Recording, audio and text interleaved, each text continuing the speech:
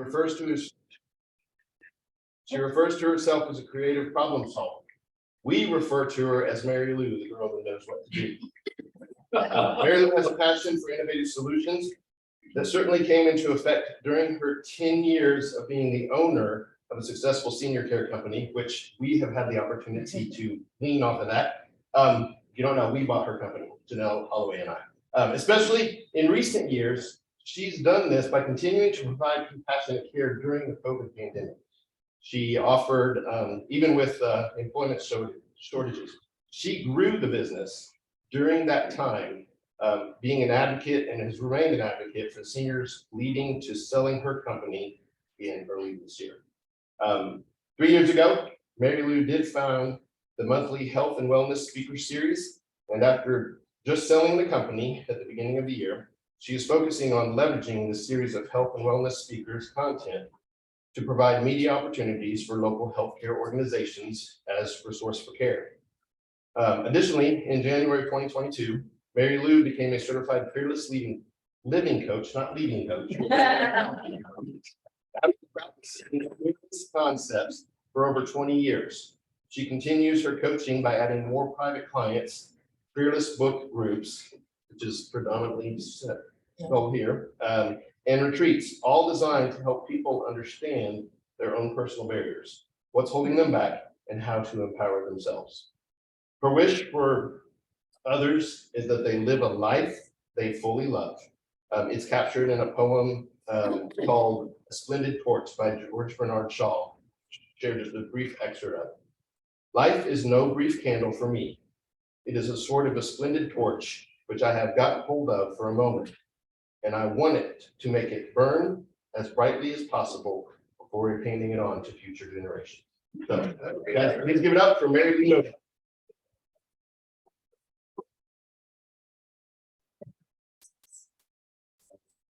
Slice of paper, nice. Just putting your way, so grab a pen. I tend to have this be a little interactive. No one wants to hear me talk and hold, or anyone, but anyway. So welcome this morning. And today we're going to talk about those things that maybe in some area of your life, you have a reason for not doing something. And that's also the reason is all AKA an excuse. Whether you believe it or not, you know, the reason can be very real. And there's a way to work through that and sometimes work around it, to not make it an obstacle. So we're going to talk about excuses.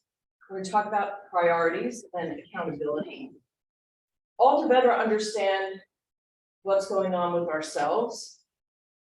And as the title of the talk says, to make better agreements so that we're not committing ourselves to something while we're in that mode of beating ourselves up because we haven't followed through on something. So we know that tools and methods of how to follow through differ, right? We have Tim, for example, this month, who shared how to follow up and what things we need to do.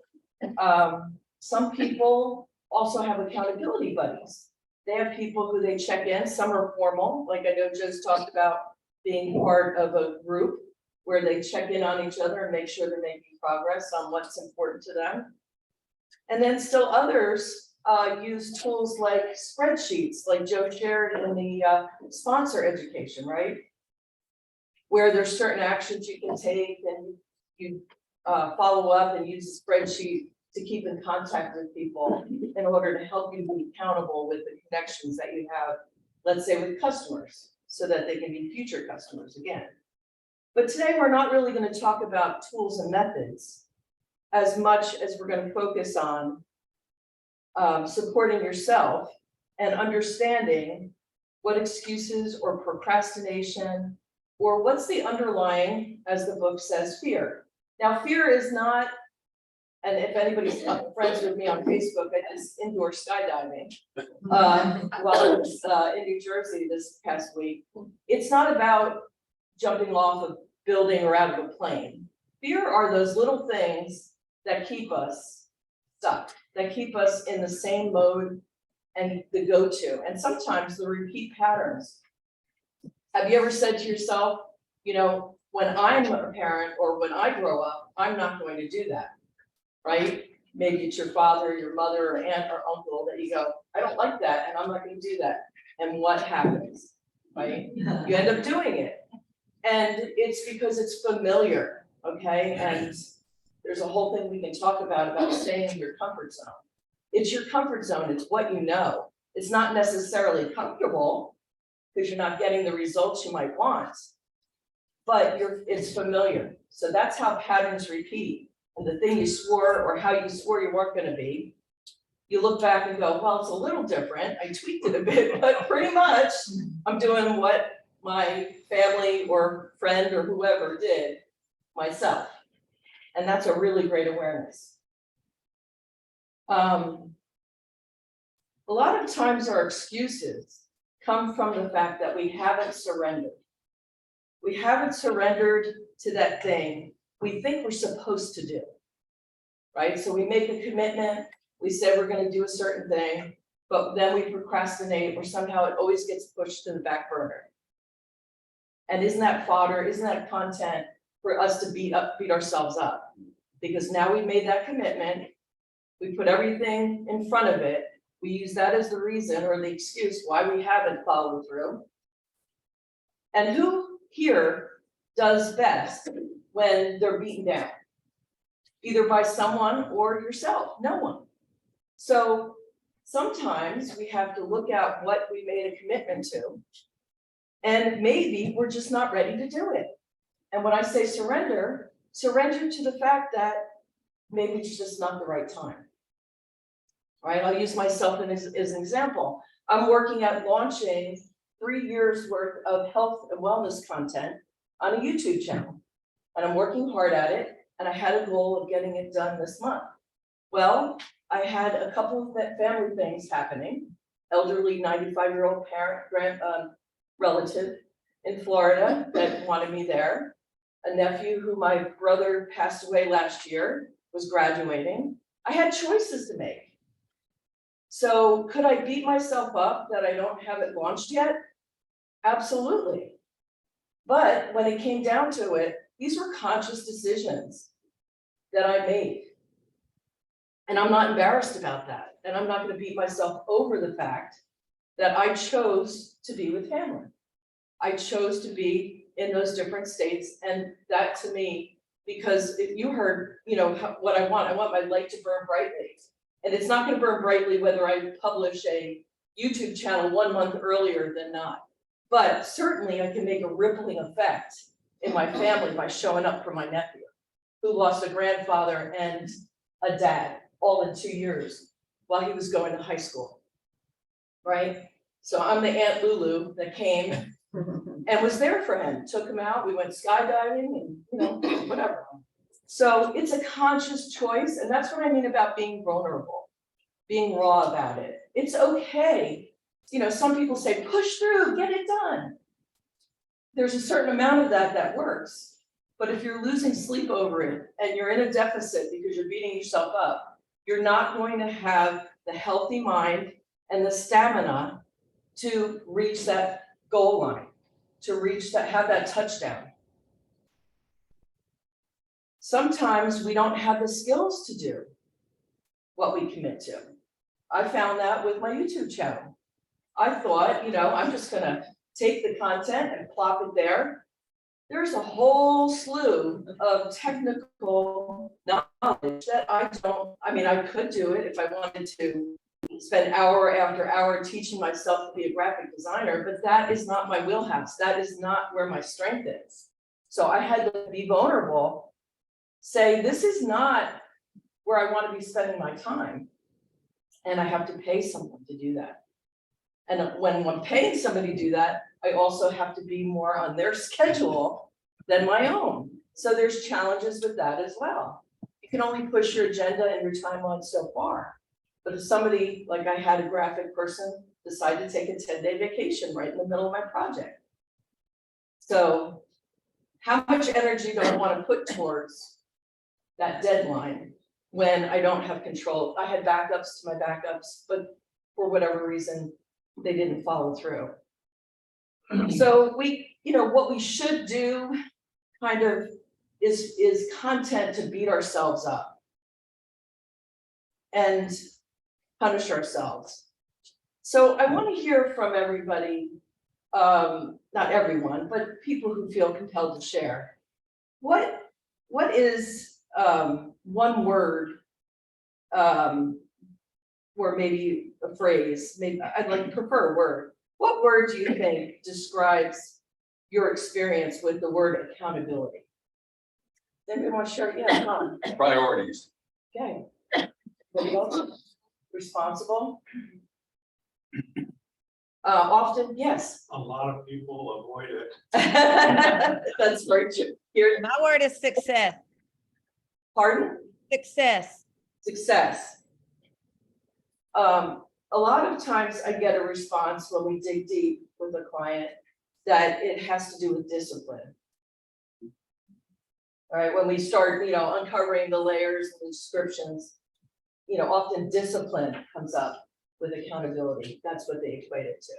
So I'd like you, on the clean sheet somewhere, write the word accountability, an equal sign to the right of it, and then discipline. So when you think about accountability, is there some dread or some, yeah, I got this, or oh my, I can't do that alone, some fear about that, or maybe I hate accountability, I avoid it like the plague. Feeling weak or lazy. Those are some of the things that people who deal with problems with accountability feel or say.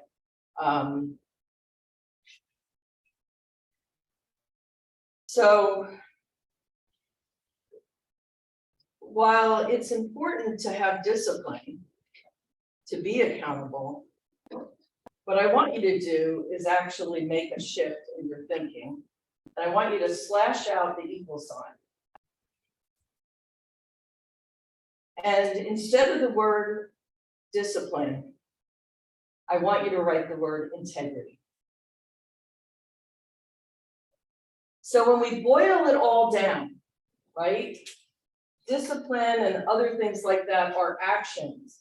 But what is the sum total of being accountable? It's our personal integrity, not just to other people, but our integrity to ourselves. Because if we don't have integrity to what we commit to ourselves, again, that's content, that's fodder, that's stuff to beat ourselves up over and pull ourselves down. And again, if we're doing that, we can't be making good agreements. We can't, it's difficult to shine when you've got a wet blanket over you. Okay. So take a minute. How am I doing on time? Yeah, 13 minutes. Okay, good. So take a minute and I want you to, I brought this board because I didn't want to spend a couple hours making a form for you, sorry. Again, a choice. So I want you to come up with three things across the paper. Okay, 1, 2, 3. So you can have like 3 columns. What are 3 things that you're avoiding doing? It could be personal, it could be professional, whatever it is. Just come up with 3 things. And if you can't come up with 3, come up with 1, it's fine. This is not a content to beat you up over, it's just so that you have something in your mind's eye as we move forward. It'll be more impactful if you do. And we're not going to share anything unless you raise your hand and want to share. So feel free to be vulnerable with those things. It's maybe something that you should be doing better, faster, more of. Maybe you haven't even started, or maybe you stopped, or just really doing it very slowly to the point where it's not effective.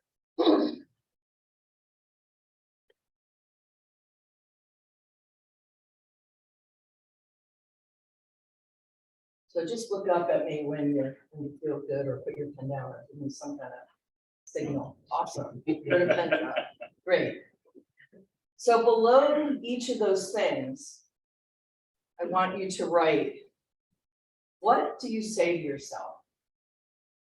What phrases or go-tos do you think, maybe you don't even say them out loud, but like when you think about doing this thing or having not done the thing or not making progress as quick, what thing are you using to beat yourself up? What comes to mind?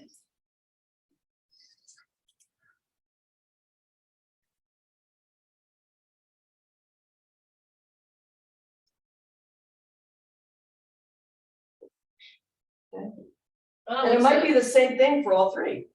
I do have to say that whenever I think about these sort of things that I need to be doing, the next thing that comes to mind is what is like glaring in front of me that I have to do right now. That's not that thing. Right, yeah, exactly. And it makes us feel good because we made progress on something else, right? So next, what I want you to do below that for each of those.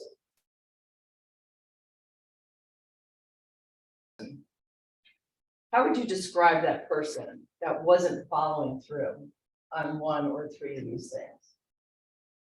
things? And I know I'm asking some people to be more vulnerable than they've ever been, but no one's going to see this. And to get what you can out of this talk, it really helps to do this. So what would you say to that person who hasn't finished their book that they've been talking about doing forever? Or that has not lost weight even though they talk about it, or that maybe not talk about it? You read that. It's me too. What would they say about that person who keeps on saying they're going to do a certain thing? No, I'm really going to do it. I'm going to do it. And then it just somehow doesn't get done. Okay, and this is just an exercise to be vulnerable and to take a minute of our day to dig into what rattles around inside of us. And I appreciate you being vulnerable very much. So let's flip the table. How would you feel about yourself?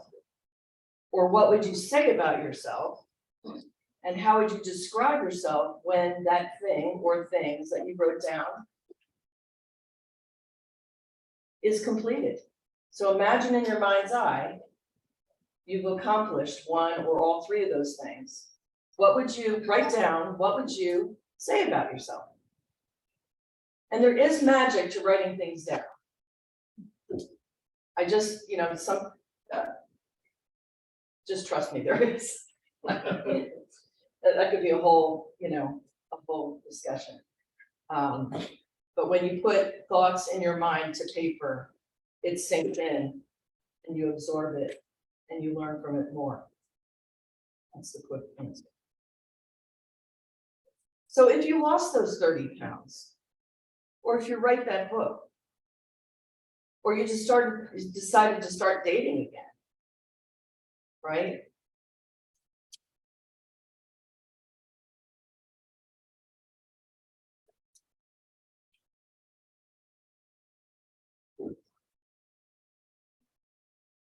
So what is the excuse?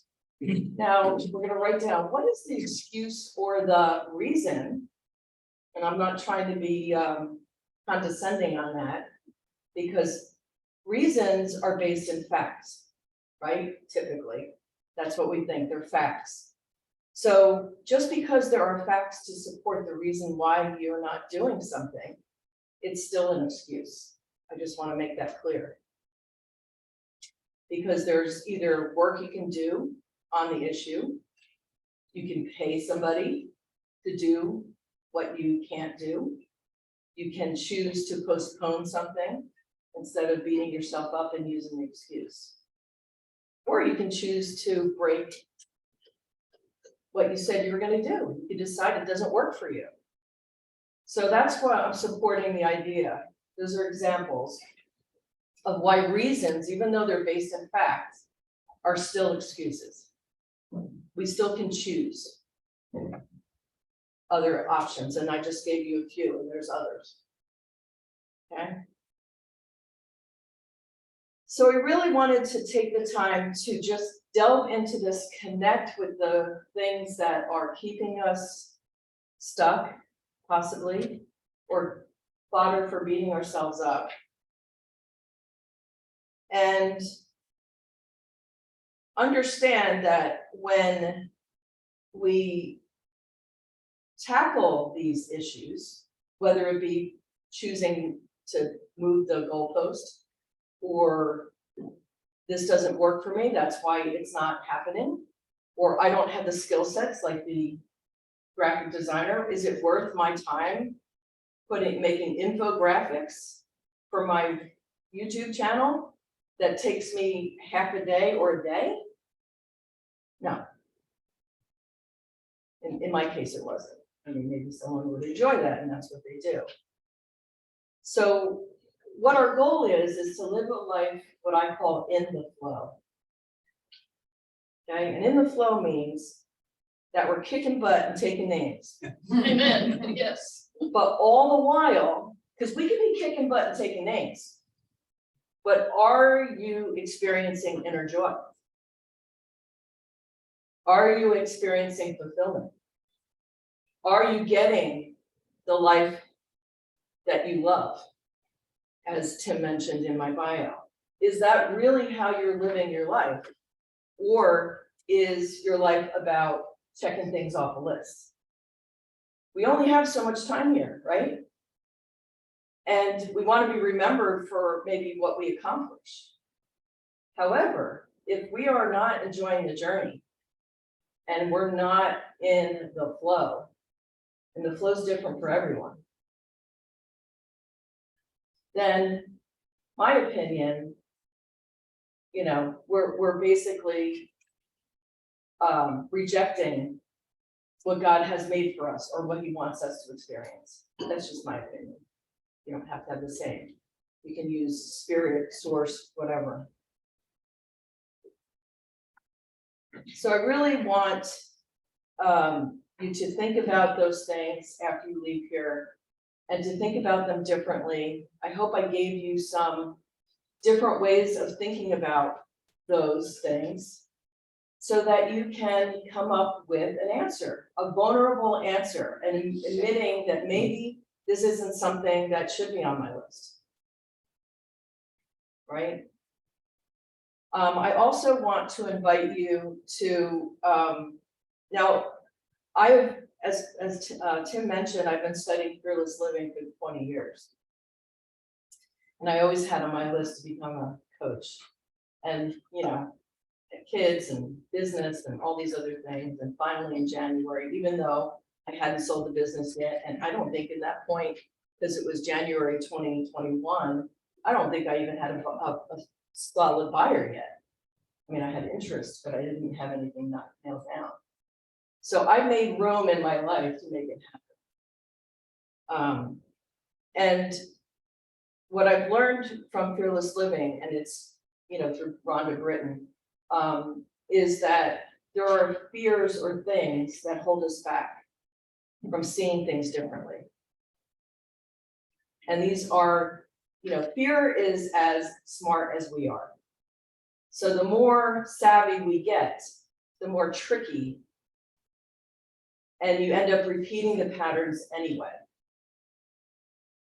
So I'm going to pass out some opportunities to work with Fearless Living. I don't know if I have enough for everyone, so if you're totally not interested, just pass it on, that's fine. I'll take a few back here. Yes.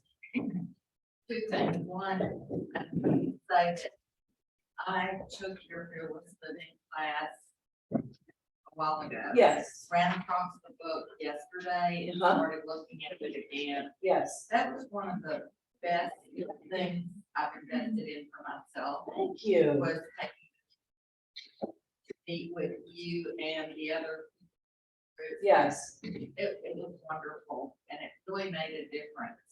What I'm trying to figure out right now, a few years ago, I made a comment about the music that my nephew really liked. right? And I heard my mother's voice and I thought,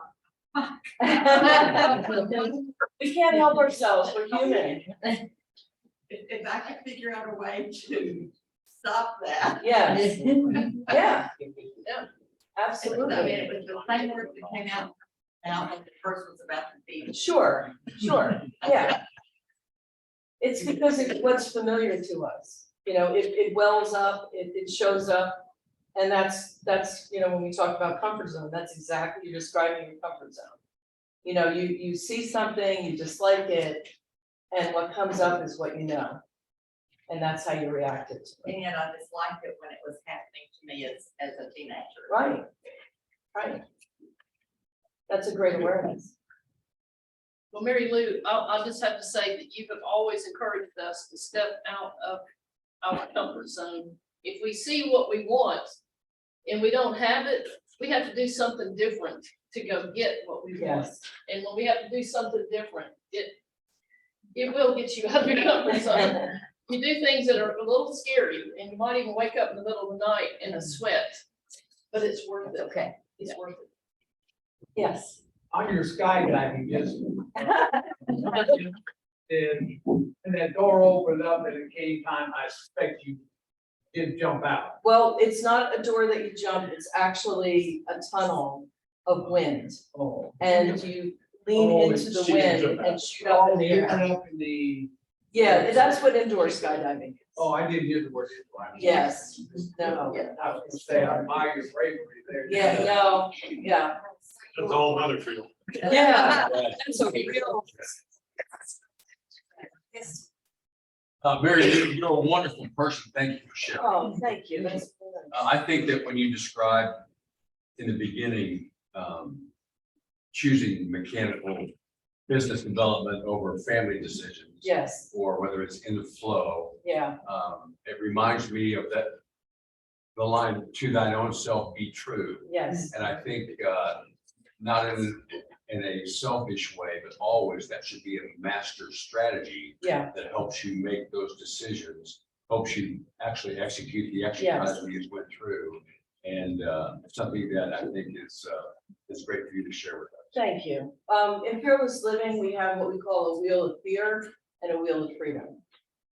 And there's actions and behaviors that we do when we're on each. And what I teach through the book groups and the one-on-one coaching or the wheels, detailed wheels for you specifically, is how to recognize when you're on your wheel of fear and have proactive action. I'm not one to read about a problem. Let me just back up a second. I'll read about it, but then tell me what to do.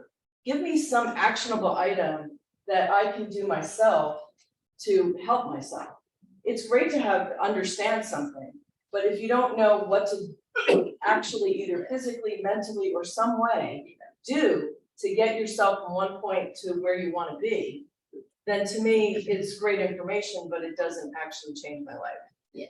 And what I loved about this, and the reason why I've stuck with it for 20 years, is because it is understanding what your wheel of fear is, what your wheel of freedom is, recognizing you're on each, and then tying back to the topic real quick, because we have to end, making decisions or agreements with other people, with yourself, with your spouse, whoever, when you're on your wheel of fear, is going to have you make agreements that are not easy or maybe possible for you to follow through on.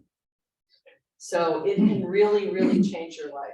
I mean, I'm living proof of it. Yes. Fairly, one of the words you used up there that I got a good meaning out of is integrity.